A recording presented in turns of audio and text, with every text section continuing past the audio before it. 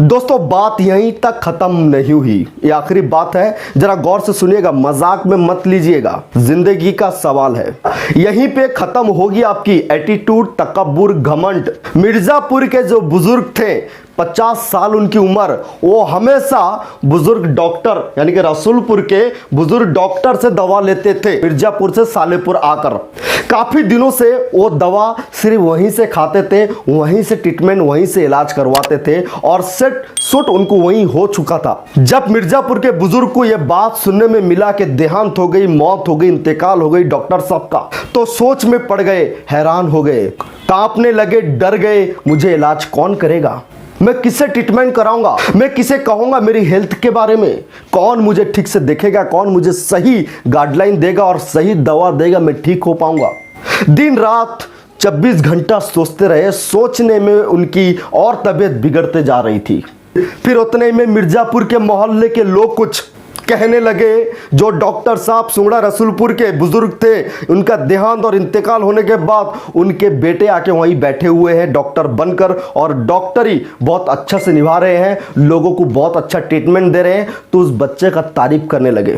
तो मिर्जापुर के बुजुर्ग सुन के परेशान हो गए, चौंक गए, बोले ऐसा कैसा हो सकता है।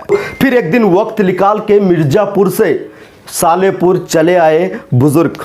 जैसा आके सालेपुर में अस्पताल के सामने उतरे गाड़ी से, देख के परेशान हो गए। इतनी बड़ी कतार और लंबी भीड़ लगी हुई है अस्पताल के सामने। जैसा लोग लाइन में ठहरे हुए थे अपनी इलाज और अपना प्रॉब्लम सॉल्व कराने के लिए डॉक्टर साहब के पास, सेम इसी तरह मिर्जापुर के बुजुर्ग भी लाइन में खड़े हो गए। जब लाइन में खड़े हुए और लाइन जैसा कि आगे बढ़ते बढ़ते बढ़ते बढ़ते जा रही थी, हर एक इंसान का डॉक्टर के पास मुलाकात होती थी, इलाज करवाते थे, निकल जाते थे। फिर ऐसे ही बुजुर्ग का लाइन आया और बुजुर्ग आगे बढ़ते ही देखते ही डॉक्टर सबको मुड़ गए पीछे।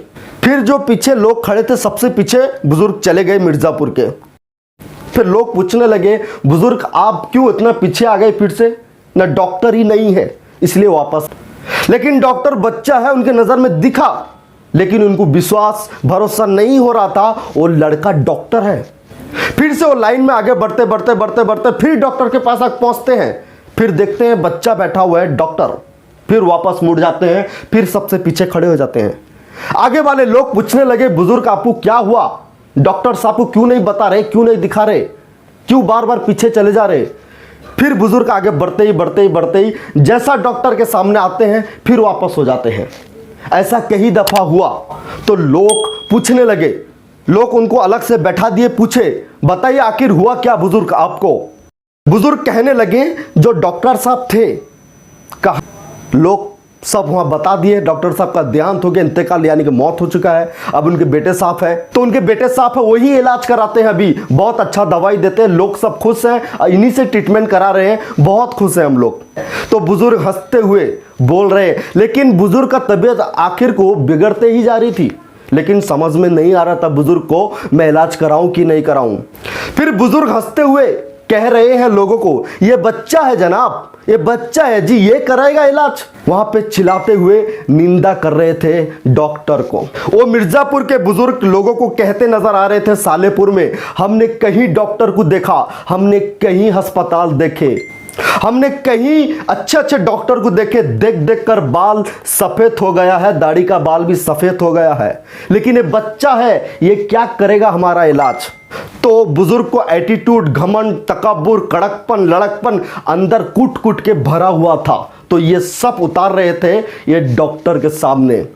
उतने में रसूलपुर सुंगड़ा के जो नौजवान बच्चा था डॉक्टर, उनके कान में इस बात को गूंज रहा था, लोग आके बता रहे थे। तो एक दिन वक्त निकाल के वो बुजुर्ग को वापस बुलाए क्लिनिक यानी कि मेडिकल स्टोर। कहने लगे, पूछने लगे क्या बात है आखिर बताइए, क्यों चर्चा कर रहे हो या बदनाम कर रहे हो हमें?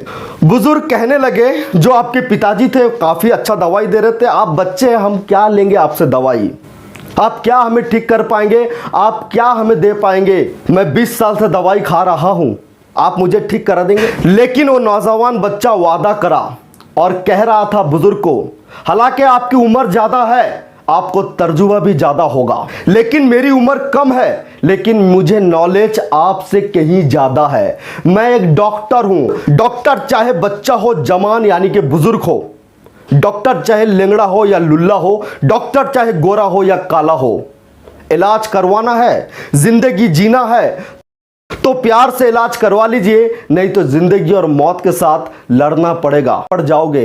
एटीट्यूड, तकब्बुर, घमंड वहीं आपका खत्म हो जाएगा।